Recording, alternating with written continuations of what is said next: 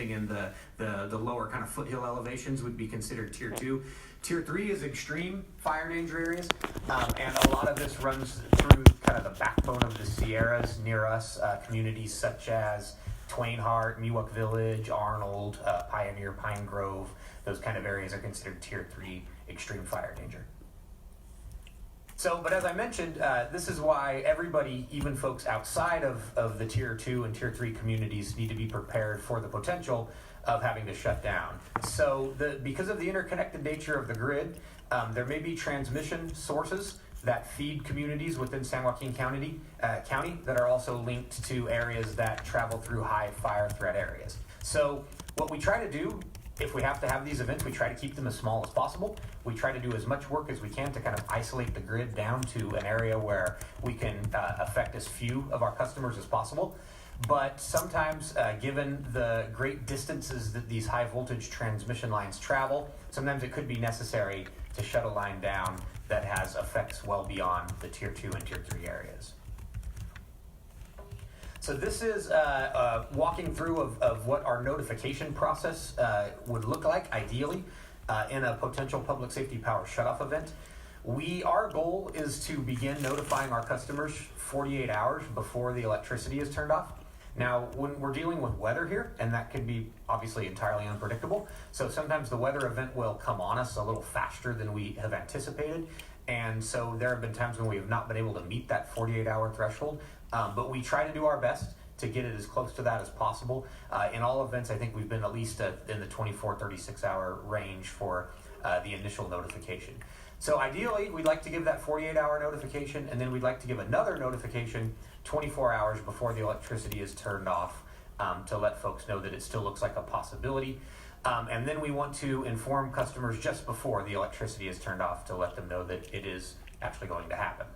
So we also want to be able to keep our customers updated during the public safety power shutdown event. Sometimes as we get through the process, as we get through the weather portion of the process and we get the weather all clear, we want to be able to update our customers that repairs are ongoing and that power should be restored, as quickly as we can possibly get it done. We also want to send out notifications once power has been restored. Now, if somebody is sitting in their house, they're probably going to know that the power has come back on. But for folks that decide to leave and stay with family, stay with relatives, stay with friends, we want to be able to let them know that the power is back on so that they can plan accordingly. Now, that's all customer notification. In addition to that, we also have a separate process whereby we would notify city, county, emergency responding partners, and we would like to do that before we start notifying customers. So that is the goal. So I would contact your staff, contact Ms. Lima, contact city staff in areas that would be affected by this, so they can begin their plans before even the customers start to be informed on it. So this kind of walks through the process of what it takes to restore power in an event like this. So when we shut down an entire portion of the grid, we kind of take away a lot of the eyes and ears of the grid. There are a lot of devices out there that are designed to keep the power grid up and running and to sense faults and to sense danger and things like that would automatically shut things down if they do sense danger. When we shut down the grid wholesale, we take away all of that capability. So we actually have to go out and actually lay eyes on every inch of our overhead lines before we're able to re-energize them. So what this process would look like is, while the lights are off, we would send crews out to be ready to start standby lines and start being ready to inspect them. Once we get the weather all clear, that maybe the wind has died down, the humidity's risen up, and the extreme fire danger has passed, at that point we would need to patrol and inspect all of these lines.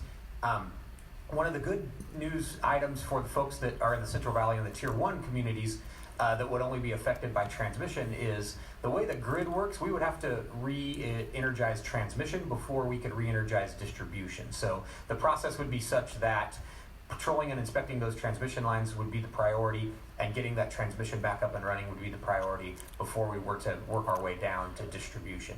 So in inspecting all of this, these overhead lines, we of course in some cases will find damage that will need to be repaired. So that would be the next step, is to isolate and repair that damage.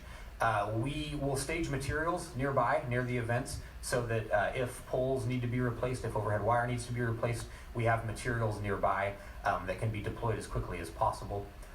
We also are doing a lot of work right now before we get into the real heart of the highest wildfire threat season to do what we call segmenting of our lines. We want to be able to isolate things down to as small of an area as possible so that, again, when we have these events, we can keep them as small as possible. And then we go through a process that's called step restoration. So we don't have to wait until everybody is inspected to turn power back on. We can turn lines back on as they are inspected. So ideally, we go out and take a look at the transmission line, make sure everything is good, and then we can re-energize that transmission line while we're still out in the field patrolling and inspecting other parts of the system. So we want to be able to re-energize people as quickly as possible. So if that means a portion of the line can be re-energized and then we move on and inspect and re-energize the rest, we can minimize the impacts to as many people as possible. So then, of course, once we've done all this, we restore power, and again, we want to notify customers when that happens. So this is a slide here that talks about the work that we're doing to help our customers be educated on this and prepare for this. There's a lot here. I'm not going to talk about quite all of it, but a few of the things that I will highlight is we have sent letters to all of our electric customers, notifying them of the potential for these events. Most of you have probably received them, assuming that you live in an area that is served by PG&E. We are also mailing postcards out to customers that don't have contact information on file. So one of the things that I always try to push whenever I have the opportunity to do one of these presentations is we would like our customers to go on their website where they pay their bill and update their contact information. We want to make sure that we have the best numbers and their preferred method of contacting them. We talked about all those notifications that we do, but our ability to reach our customers is only as good as the contact information they have provided us. So in a case where a customer's lived in a house for a long time, they might have registered their account, put in a landline phone number that might not even be plugged in anymore. So we want to encourage our customers to share cellular phone numbers. If you prefer to be contacted by text message, we have a text messaging portal that we can do that through. We can also send out automated phone calls. We will send emails. We will do whatever our customers prefer, but we really need them to have that information in there so that we can contact them. We are also working with the Public Utilities Commission and the other investor-owned utilities on a public safety advertising campaign. You may have heard some of the commercials on the radio. They've been running for at least a month or so. A website has been launched as part of this cooperative effort called prepareforpowerdown.com. Has information about the potential shutdown events and also information about emergency preparedness. Obviously, we just went through a long weekend where we had 2 earthquakes in the state, so I think emergency preparedness is top of mind for a lot of people, which is a good thing because preparedness is a very important topic, and families really need to have a plan that works for them to be prepared for whatever the emergency may be, or any chance where they might lose power. We're also holding answer centers and open houses. There are 23 of them that we have scheduled throughout the state. They're mostly scheduled in high wildfire threat areas.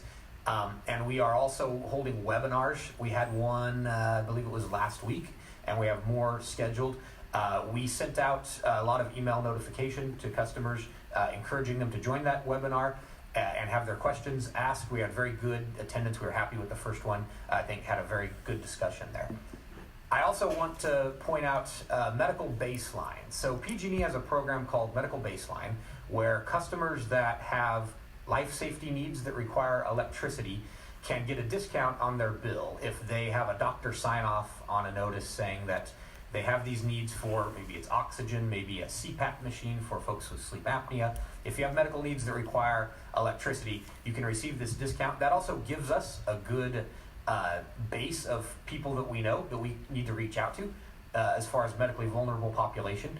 So what we do is first of all, we've been working with these medically vulnerable customers during these months to get them prepared for the potential that this event may happen. We're also going to do additional resource or additional outreach to these medically vulnerable customers during an event. We will place live calls to all of these customers.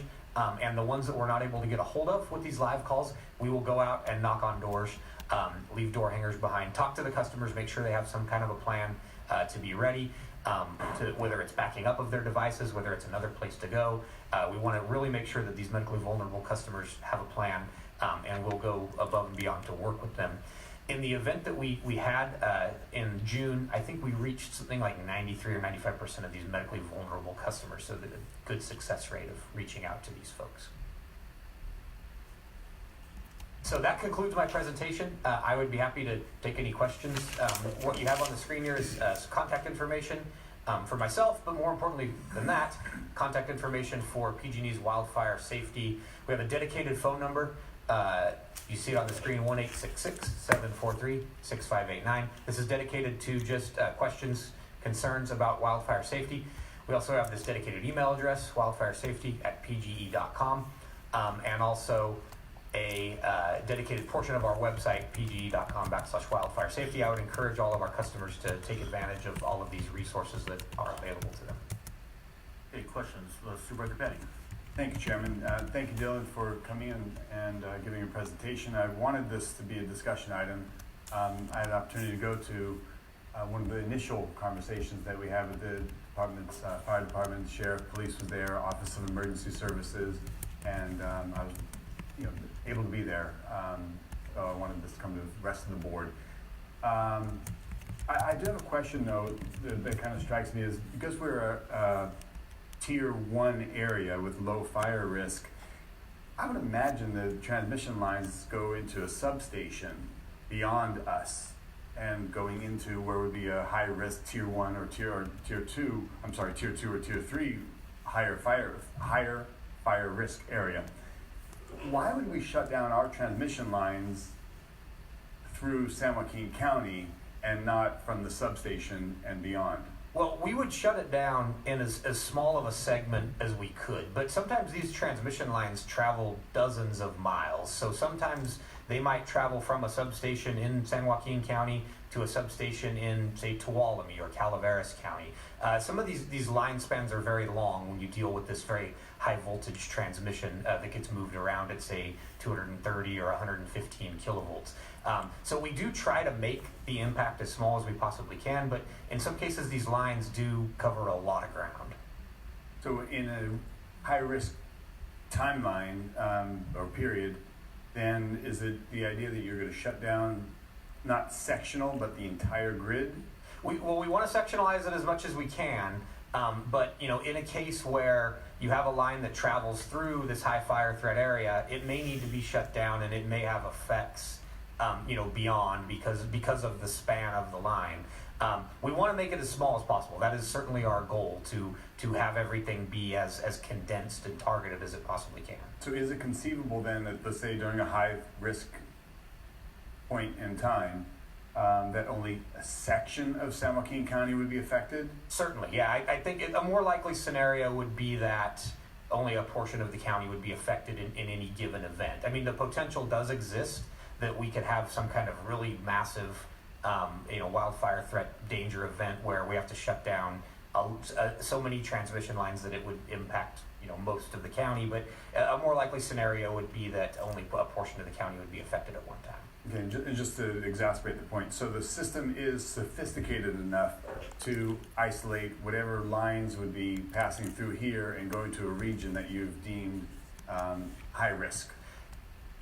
It's a good question, and it's a hard question to answer. In some cases, yes, and in some cases, not really. In some cases, there's work to do to make those lines a little more able to be condensed into smaller sectionalized areas. Okay, and then just last question for you. You had mentioned that you would bring transmission lines up sooner than you would the rest of the system going through some of the more at-risk areas. So since the risk we have of losing power is because of transmission lines, not because we're in a tier 2 or 3, would our region come up quicker than other regions? Yeah. Transmission lines, and then it would go to the substations and beyond? Most likely. So in order to have distribution energized, the transmission that feeds into it has to be energized first. So the priority in any kind of electric outage event, whether it's a winter storm, whether it's a natural disaster caused event, or whether it's a proactive power shutdown, the priority is always to prioritize transmission before you get to distribution, because that's just the way the grid works. So yes, barring a case where we had a lot of damage on a transmission line that took a lot of work to repair, we would be able to get those transmission lines up and running. We would anticipate more toward the beginning of the event than the end. So I think the more likely scenario is folks affected by transmission would be out for less time than folks in the more remote areas that have the distribution level outages. But it would only come up after the high risk time of the weather condition passed. Right. So the first step. Couple days. Well, it depends. I mean, in some cases, these weather events have just lasted through the night. I think in both of the shutdown events that we've had, the red flag conditions started in the evening, and then we got the weather all clear by the next morning. It's not always going to be that fast. Sometimes it could be a scenario where it lasts as much as 24 to 48 hours. It really is just going to depend on all of these weather conditions. But I mean, your first point is correct. We have to wait until we get the weather all clear to be able to bring anything back up, to be able to re-energize anything. Got it. Has there been any scenario analysis that, in retrospect, given the last 4 years or 5 years or 10 years of history, what would have prompted such a power outage, and how often would that scenario happen through this region? So we have done some of that kind of backward-looking analysis. To be honest, we haven't found it to be very useful because the weather patterns continue to change so rapidly. I mean, last year, for instance, we didn't get our first significant rain event until the day before Thanksgiving. So if we have a season, that's a very unusual kind of phenomenon. If we have a season like that where the fire season lasts basically into late November, then we're going to run into a lot higher risk for events like this. And this year, we saw an event happen in early June, which we would have not really thought that would be likely from past weather conditions. But we saw high winds. We saw 300-degree heat waves before the middle of June, which again is an unusual phenomenon. So a lot of the analysis that we've done based on past weather patterns hasn't really held up as very useful given current weather patterns. Darn it. Would have been nice to have an idea. It's like, yes, this would have triggered it twice or 3 times in the last several years or something, some analysis. But it's just really unpredictable. I mean, whenever I get a lot of these questions when I go and talk to people about this, and I always say, I'd love to give you some kind of definitive prediction of how likely this is going to be and when it's going to happen and where it's going to happen, but it's entirely unpredictable. Okay, and lastly, I'm looking forward to next coming week or over the next couple of weeks. I've got several community meetings set up for just outreach to those in my district. With a couple of the supervisors, we'll be up talking with the public and sharing information. So I thank you for coming in today with this information. Wanted the rest of the board to be as informed as I was from the meeting that was held a few weeks ago. Yeah, and we appreciate the opportunity to share all of this information with our customers. Thank you. Supervisor Wynn. Thank you, Mr. Chair. I enjoyed your presentation again. Thank you.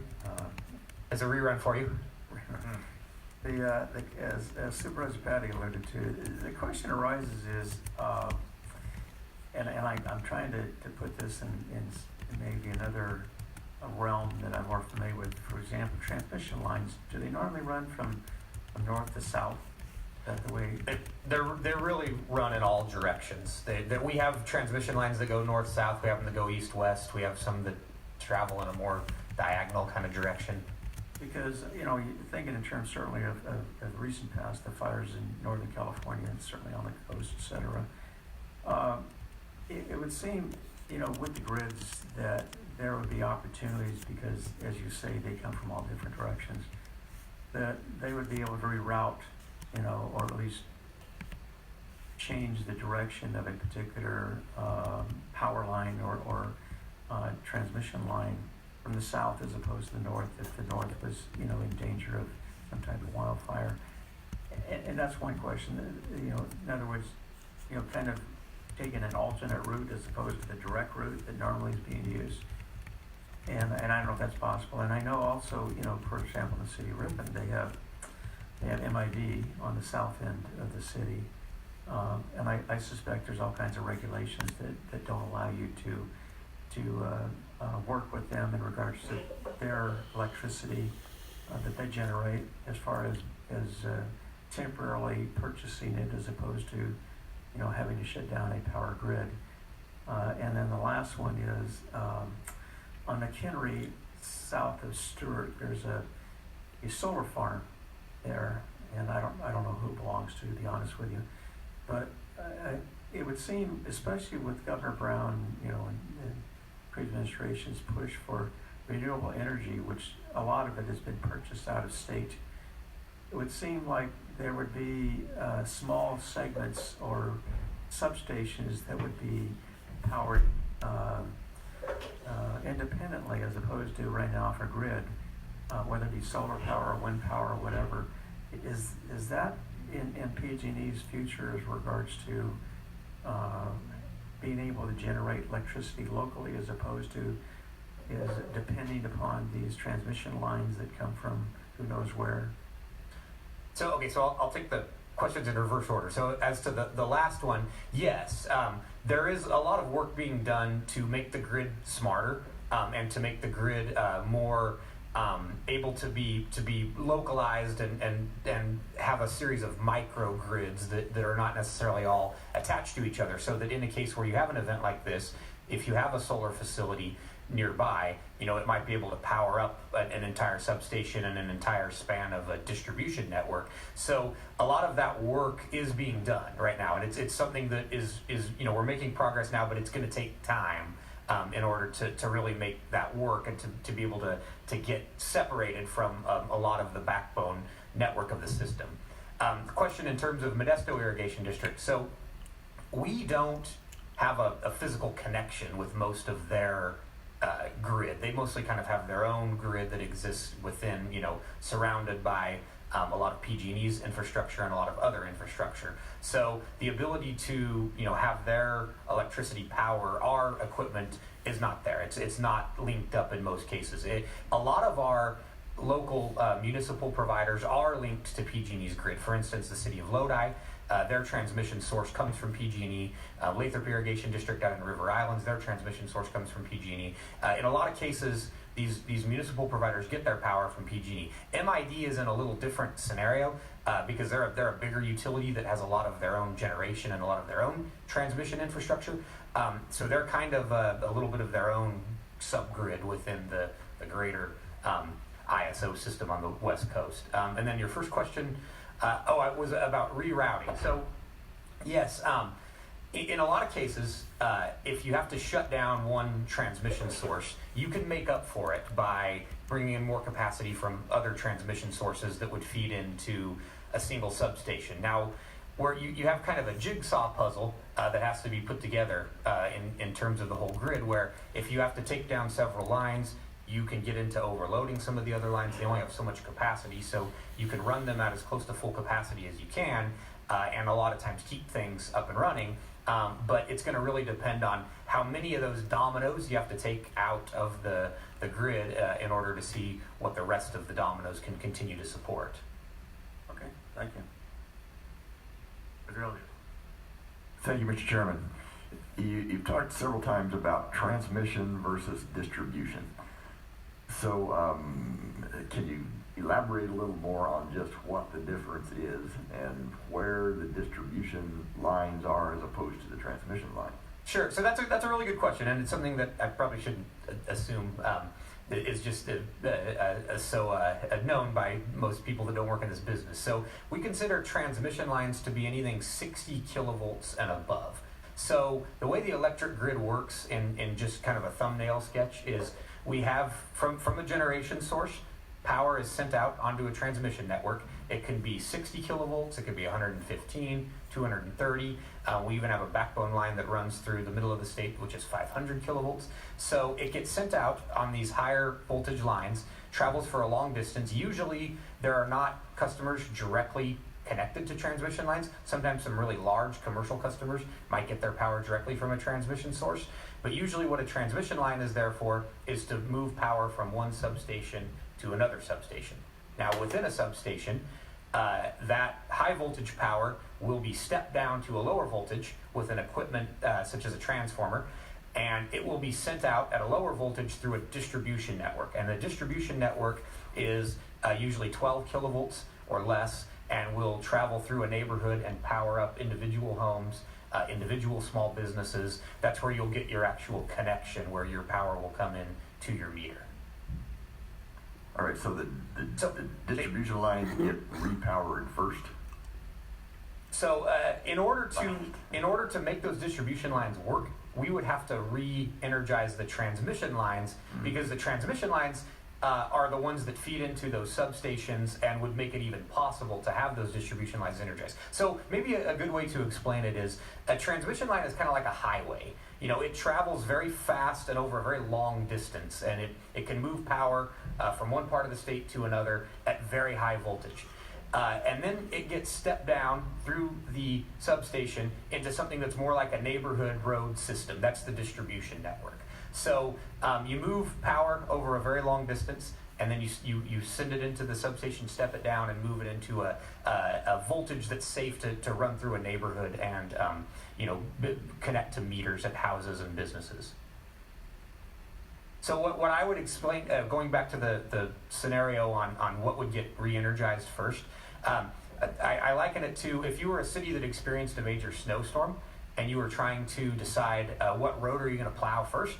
You're going to start with your major highway, right? You're going to start with the road that's going to get the most people the most distance, and then from there you're going to move on to some of your major crosstown, major collector kind of streets, and then from there you're going to move down into your neighborhood streets and your residential kind of streets. It's a similar kind of process that we would go through in re-energizing the grid after an event like this. All right, so you would re-energize the high voltage transmission lines first. That would be the goal. Yes. Again, assuming they haven't sustained major damage, assuming it was safe to re-energize them, that would be the first goal. Now, when you go out and inspect all of these lines before they can be re-energized, does somebody physically have to look at each inch? So in some cases, yes. And in some cases, we can do it by helicopter. In a case of a transmission line, they are required to have wider corridors, wider clearances, where they don't have trees growing right up next to them. So in a lot of those cases, you'd be able to inspect that line very quickly by helicopter without having to actually have boots on the ground like you would in a lot of the distribution network, particularly in the more heavily wooded areas of the state. All right, so one of the things that you mentioned as being a particularly likely trigger, I guess, is a high wind scenario. But certain times of the year, we get a lot of high winds that last for quite a while. Right. Yeah, and so really for us, it tends to be more in the fall where we have the presence of both high winds and high wildfire threat danger. So after we get our first major rain event, hopefully say early in the fall, the wildfire danger will really subside greatly at that point. So as we get into the winter, we will have high winds, but we'll have wet conditions out there that are not susceptible to fire. A fire that would start would not be in danger of carrying a long way and becoming a disastrous kind of fire. So in the times of the year where we have very dry fuels and very high winds, that's where you get into the real heart of the fire danger for our state. Okay, and what do you recommend to people if you're going to tell them that they should prepare for up to 48 hours of no electricity? What do you recommend they do? So it's a good question. I would recommend take advantage of available resources that you have out there. I mentioned the website, the Prepare for Power Down website, along with the PG&E wildfire safety website. Take advantage of your county emergency preparedness resources. So just some general kind of tips are things like have flashlights ready. Make sure your batteries are good on everything. Make sure you have some kind of backup way to charge your cellular devices. A portable charger is a recommended thing. Make sure your car is filled with gas so that you're ready to go to a place if you need to get out. You can also use your car at times to charge some of your other devices. If you have medical equipment, make sure your backup batteries on them are in good working order and have enough life on them to be able to get you to a place where you can go. For folks that are on wells, wells are dependent on electricity, so that is a concern for folks. I would say do what you can to store some water. I have a cousin that lives in East San Diego County where they experience a lot of these events, and she says when she gets a notification, the first thing she does is she fills up all of her bathtubs in the house so she can use that water to manually refill her toilets. and things like this. So if you have animals, you need to be ready with water for them. Every individual situation is going to be a little different in terms of what they need to do for planning. So I would say that the best thing that people can do is work together, work right now while we're not in an emergency situation to come up with a plan. There's a great commercial that a lot of you may have seen on TV where there's a family gathering around a table and they're talking about their emergency plan, and they're talking about, one of the sons says, well, I can pack dead batteries, and the other son says, well, I can forget to make a list of supplies that we need. And it's funny, but it's a good reminder of the need to call your family together and try to address all of these needs that you might have, because every family situation is going to be a little different than somebody else's. Thank you. Supervisor Patty. Thank you, Chairman. I wanted to ask Ms. Lima, our OES director, what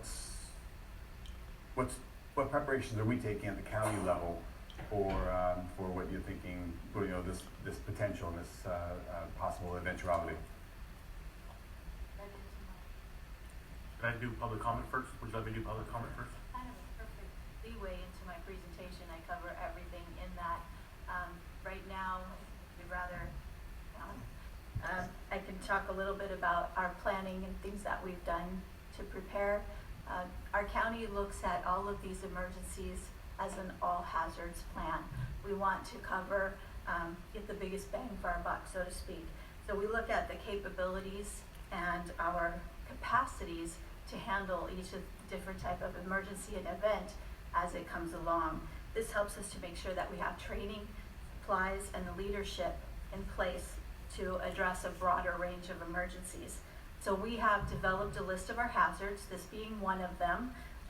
We've determined that specific actions and steps that need to be taken by each organization, each department, need to be put into place.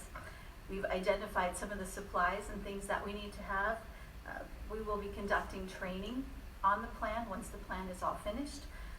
We will be preparing to purchase supply kits or anything that we need to do as a private and also as a government if that's something that we deem necessary or some sort of capacity that we need to take care of. And then lastly, we'll conduct drills and exercises to lead us a little bit further so that way we are better prepared.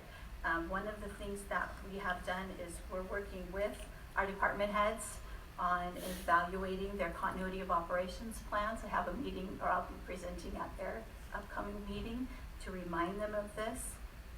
Many of our facility managers have, many of our facility managers have evaluated their areas of things that they can do to be better prepared. One of these things would be to ensure that their fuel supplies are topped off after they've done a drill or a test of that system. So they'll be ready for longer durations. We're putting together plans on how we can help to resupply some of these generators as they're running if we are out without power for longer periods of time. We are working closely with our partners at PG&E for this particular type of instance and working on our communications and information sharing. So we have one VOC, for example, in place. It's here in this building. It's through a backup generator. So we anticipate that we will have that resource. OES has a generator, and some of our other buildings are operating off generators. Emergency services agencies, law, fire, our medical folks have already been looking into this. The power goes out during many different kinds of emergencies. For example, hospitals, they're mandated by Joint Commission to have 92 hours of emergency supplies on backup. They have generators and equipment for critical supplies, critical needs within the facility. So some of these things, we've been working on this for years. This is just a little bump in the road to extend it a little bit, but I think that it's really important that our people and community take it upon themselves to be ready first. So we want our own people, we want our own selves to be ready for any kind of a disaster. Shall I go on with my presentation, or did you want me to answer any specific questions? Any question from the public would like to comment or a question? I see none anyway from the board. Okay, I can carry on, please. Okay. So how can we as citizens be better prepared? The first thing, based upon what our partners at PG&E have said is reach out, update your contact information. One thing that you can know right now today is if you have already received a phone call or a mail alert or a text message, your numbers are probably up to date. If you haven't, double check and make sure that your contact information is current. So again, there's the important numbers there on the board. So look at the hazards, understand how a long-term power outage of a couple of days or so can affect you.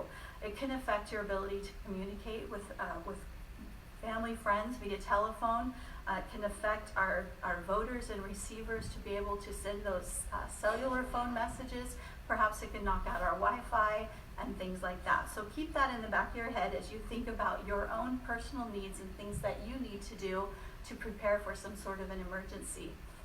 Retail businesses are likely to not be able to operate, especially if this is a long period of time, maybe over one day or so. Point of sale will not work. ATMs could be out of service. Banks will likely not be able to give us any money. Grocery stores will have some of their own issues. Maybe some of the smaller mom and pop type places might be able to sell things that they have on the store shelves that are not refrigerated items. But some of the bigger grocery stores with a point of sale system may have some difficulties. Gas stations are another thing that could have some difficulties. Like I said before, hospitals in an outage area may have limited services, but they do have generators and they do have plans in place for how they will operate to continue the critical services. So in your day-to-day activities, starting maybe as soon as you leave this meeting, think about the things that you do that rely on electricity. Consider purchasing backup power supplies for anything that you deem critical, can't live without. Might have to get something to straighten my hair. Talk to your medical provider about a power outage plan for any medical devices that you have, and think about those medications that have to be refrigerated. How will you keep them refrigerated? If you talk to your medical provider or your pharmacist on that medications and pharmaceuticals, you'll learn that while they can't be frozen, so you don't want to put them directly on ice, they might give you some ideas on how you can store them in an ice chest so they are safe and you can continue to use them. So one of the things that PG&E, that Dylan mentioned, we can make and practice our family communications plans. How will we communicate with our families if the power is out? We all know, many of us have heard that text messaging works really well when there's no power because it just waits for you to get someplace where it can get that message out. So remind your family, send a text. Identify a contact person outside of the immediate area. And this is good information even for those folks that were involved in the earthquakes in Southern California. Have somebody that doesn't live nearby that you can all know, hey, everybody call grandma. If something happens, call grandma. Grandma knows that everybody called. Yep, everybody's good. And this is a really good way to get that information out.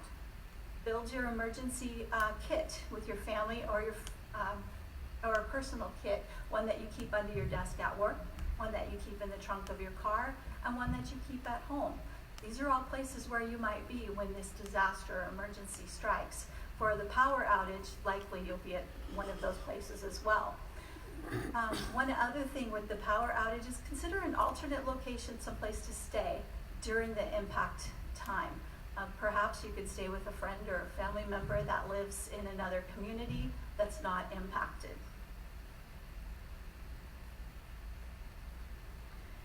So just before the power outage, we understand that we could have 24 to 48 hours of advance notice, and this is what's been happening with Southern California. They've had advance notice of a potential power outage. So those folks had a little bit of extra time to prepare, knowing that it was coming. So you're going to back up your batteries, make sure that they're all charged, any cell phone batteries that you have. If you have any of those solar batteries, make sure those are charged up. If you have the little extra portable generator batteries, plug those in, make sure they're topped off. Ensure you have enough food and water on hand. that doesn't require cold storage. So these might be gallon jugs that you could set aside, or those big 5-gallon ones. Pop a couple in the garage or have them safe. Check that you have extra regular batteries for flashlights and radios, portable radios. And then one thing that I know I have all my phone numbers are in my phone. I push a button and I just dial someone. Have you stopped to think about who some of those folks are that you might want to reach out to? Do you have their phone number written down somewhere? Because it may not be off the top of your head anymore. So write down emergency contact numbers, not just friends, family, maybe the neighbors, maybe your law enforcement agency backup line in case you can't get through to 911. Also your physician and hospital numbers.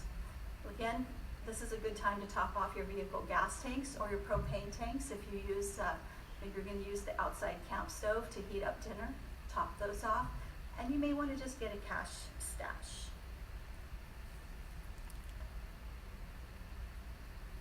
So one thing that some people didn't realize is if your telephone is plugged into an electrical outlet, it likely will not work if the power's out. So there are telephones out there, those plain old telephones that we used to use back in my day. We didn't have to have a 4-party line, but it will work in the event of a power outage. Have your flashlights and your battery-powered radios available and extra batteries. We did learn that some of the information will be shared via social media, and if we have to put out any sort of emergency activation alerts or emergency alert system activations, you may want to know to tune your radios to 1420. This is the Stockton channel, AM 1420, and the Sacramento channel 1530 or 740 are all channels that provide emergency alert system notices. So you're sure to get that most recent information if there is an alert put out. And the FM channel 92.9 out of Modesto. So those are the channels that we frequently use. Back to my list, a manual can opener is probably really important, especially some of those cans, they're not all pop top. Make sure your first aid kit's in order, get your cell phone.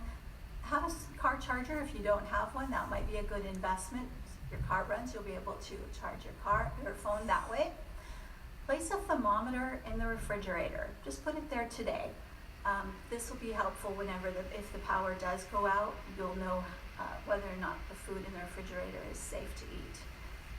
One thing that I did find is place some bottles in the pockets in the freezer. So everywhere in your freezer where there's little openings, put some bottles of water in there, and they'll have 24 to 48 hours to freeze, and they'll help to keep the food extra cold in the freezer.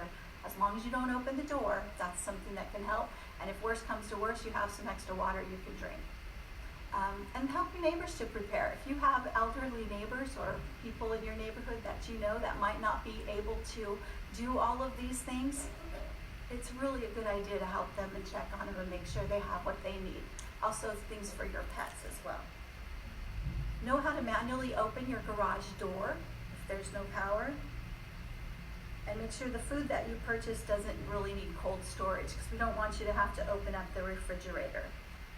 One thing that Dylan did advise us on is the chances of the power being out countywide or in large swatches of area might be is small. So you may work in an area that does have power, so you could take your rechargeable batteries and charge them up at work. Hopefully your employer will allow that, or vice versa. So I did include the social media information, so you may want to make a note of these places where you could get valuable information from PG&E, as well as San Joaquin County has a Facebook and a Twitter page where we'll share information too. So during the outage, once the outage goes out, we will get all of this information via our phones and emails, however we ask PG&E to tell us, but it's rest assured you'll probably hear it through the local news outlet and the county web pages and social media. Like I said before, keep your freezers and refrigerator doors closed. Don't open them. It keeps things cold inside. If you do choose to use a generator or a camp stove or barbecue, don't put those near the window. It's very dangerous carbon monoxide poisoning. You may want to also invest in a battery-operated carbon monoxide detector should you choose to use those appliances. Again, check on your neighbors. The PG&E recommends that we turn off or disconnect some of those appliances for when the power is restored. We won't have to worry about surges. And a couple of little reminders, the signal lights won't work. Treat those four-way stops and use caution when approaching the railroad station, or railroad tracks, pardon me. They do have battery backups, I understand, but if the power's out for a long period of time, that could cause some problems. So when the power comes back on, if your refrigerator reaches 40 degrees for more than 2 hours, throw it out. Don't even bother to keep it, especially if it has an unusual odor or color or texture, just to be safe. I'm sure that there'll be lots of information put out by public health once, if this does happen in our area, so we will get some extra information on that. And then restock your emergency supplies. And if the power does go out in your neighborhood, make a note of what kind of things would I have wanted, and add that to your emergency list for the next time. So lastly, I want to share that OES has developed a public preparedness webpage, sjready.org. This is coming by the end of this month. We've been assured ISD is working on this for us. We're really excited about the rollout on this. This is just a screenshot of what the home page will look like. Those tiles will change depending on what the current event is or the current situation. We'll be able to put information. If we get word that the power will be out, we'll post it here, and it'll be broadcast to everyone. This will be your one-stop place where you can get good information on preparedness, planning, and anything else, and especially all of the information that I've given you today.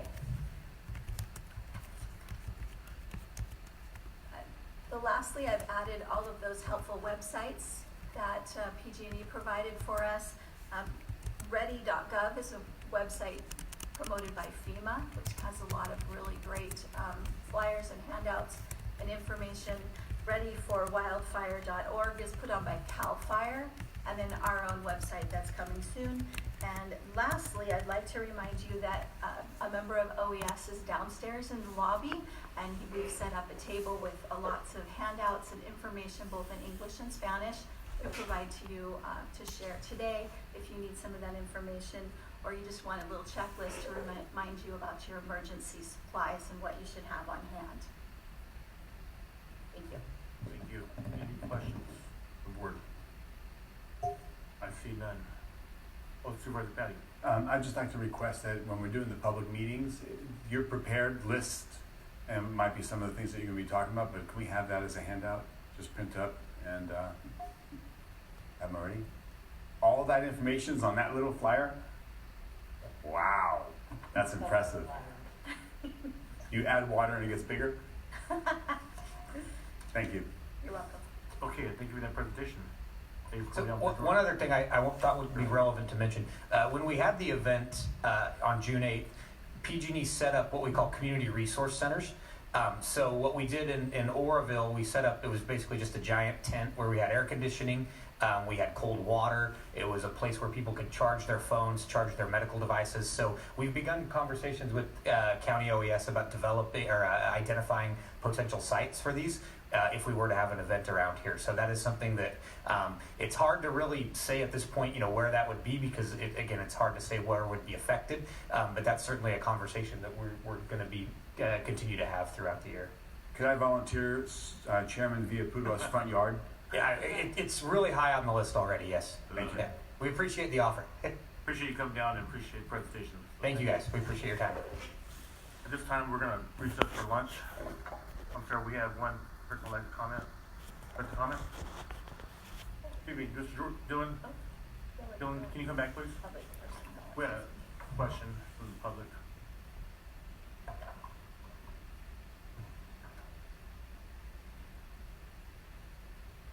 Hello, my name is Jessica Cruz. I'm the client advocate from NorCal Services for the Deaf and Hard of Hearing. I want to say thank you for giving me the opportunity to ask PG&E some questions.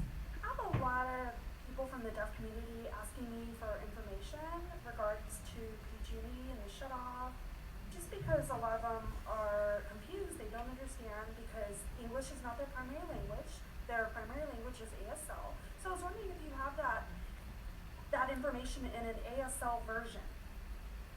So that's a really good question, and to be honest, I don't know. I promise to look into that, and I'd be happy to give you my business card and follow up with you on that. Wonderful.